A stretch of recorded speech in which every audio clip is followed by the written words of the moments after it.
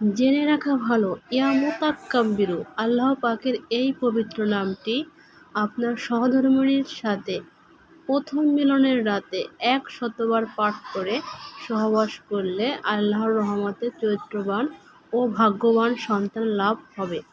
জেনে রাখা ভালো, ইয়া মুতাকাব্বিরু, আল্লাহ পাকের এই পবিত্র নামটি আপনার সহধর্মিণীর সাথে প্রথমবার পাঠ করে সহবাস করলে আল্লাহর রহমতে চরিত্রবান ও ভাগ্যবান সন্তান লাভ হবে।